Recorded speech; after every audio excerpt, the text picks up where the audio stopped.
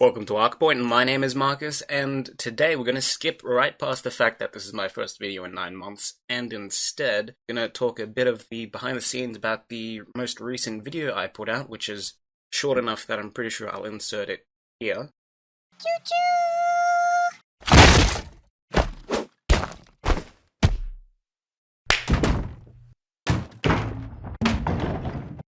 And so yeah, we're going to talk a bit about the behind the scenes for that short animation.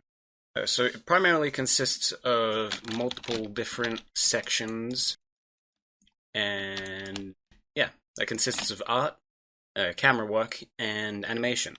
So in terms of art,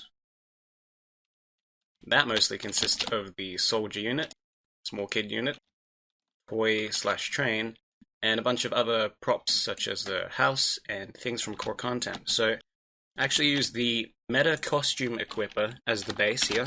Meta Costume Equipper from community content, made by Team Meta. I have to swap it in US to be able to find it. And it looks like this.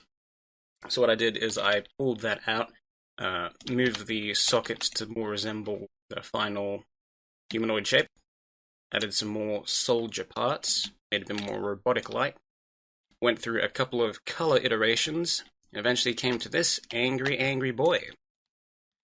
And then made a smaller kid unit by literally just sizing it down, making the head larger, realizing limbs a bit too long, so just cutting those off and gluing them back together.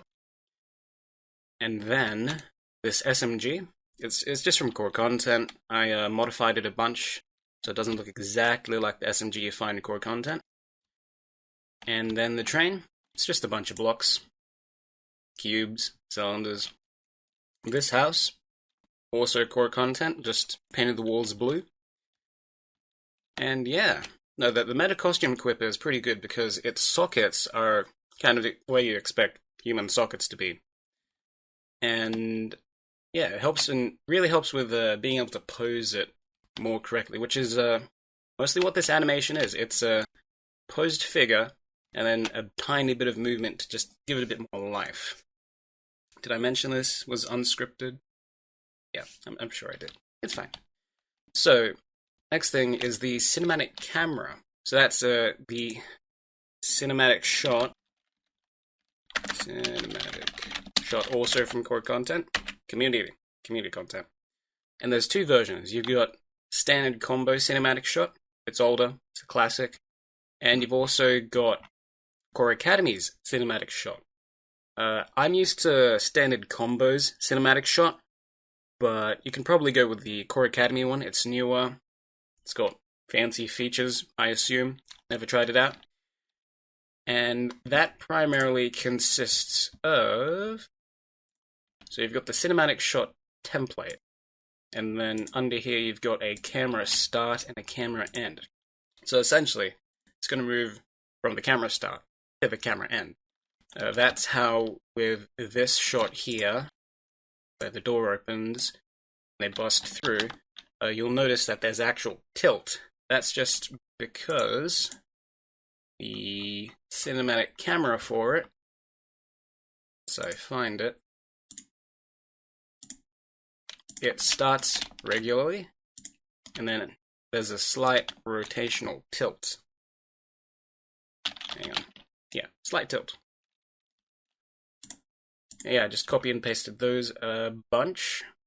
There's quite a few shots in this, surprisingly enough. And then in terms of animation, I used Ease 3D by Nicholas Foreman, or I guess it's a Zootrio. Zootrio? Yeah. So I imported that into the project and then created a custom script, which I've got here. And after a bunch of jargon, essentially what it does is it just takes a position or rotation that I put in, and it goes to it. It eases to it. That is essentially how I created this. So it starts off this scene, scene 1, instead of this door opening, it actually is this door. Why did I do that? Don't quite remember. And then you've got the guys busting in.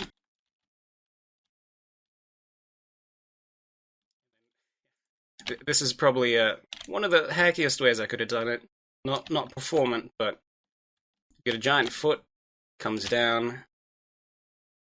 You've got the arms, they swing, makes him feel like he's going somewhere. And then I was lazy. Instead of making like a train disappear and then spawning in blocks, I was just like, I'm gonna have 2 separate scenes for it. So the fist comes down, and then while it's here, it swaps to this shot, and then the fist comes up. Yeah, so I made 2 separate scenes instead of just having the one and spawning blocks. And then we've got the sack falling down, pretty simple. And then same thing with the fist happens here. We've got the rock coal attached to the arm, comes down, then it swaps over here. And this one, the rock, isn't attached to the arm. And so then the arm just comes up. And then for the final scene, which is poetically opposite the first one, this is just a simple arm movement. And then this is actually a bunch of physics objects, or physics debris objects. So that's a fun thing. You can actually parent physics cubes, and they'll kind of, I don't know, instead of just having one physics cube, it's a bunch that are actually grouped together. And they operate like one object. In terms of performance, I'm not sure how well that goes, but in terms of working, works out pretty well. So I've actually got a networked cube here, and it's got an object mover underneath it. That's just from core content. And so when it comes to time, it just bumps into this physics debris objects and flings them across the room. Now, there's actually quite a few invisible objects here, just in an attempt to get them to bounce nicely. There's actually pretty good luck that I only had to record this once. Well, it's more like I was only lazy enough to record this once, and he had a pretty nice fling to him. Yeah. Oh, almost forgot to mention that this kid here has a object rotator. Just going back and forth means I don't have to do any timing. It's a pretty simple movement as well. But yeah, for the rest of the animations, I use the script I whipped up. So yeah, this animation mostly just uses those different parts, a lot of simple movements, a lot of different sections and scenes to create that short animation. I don't think I've forgotten anything, but I always feel like I have. So if you have any more parts that you want me to take a look more in depth into, put a comment down in the comment section.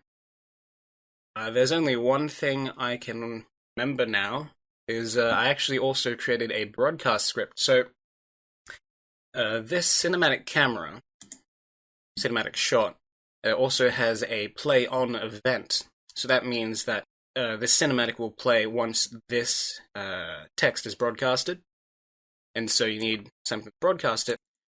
I did it just kind of a brutish force way, just broadcasting to everybody. Start cinematic, after waiting 1 second. That just means that it's not me having to press a key to start it every time. So for instance, if I press play, spawn me in, it's going to start the animation, it's going to go through all of the scenes, and that's the physics objects in motion. Yeah, I really feel like I've forgotten something, but I'm not too sure, so if there's any part of this that you want me to go more in depth into, just mention it in the comments below. I've already mentioned this, I'm pretty sure. And I'll be coming out with more videos that are potentially helpful. Yeah, 9 months, that's a while.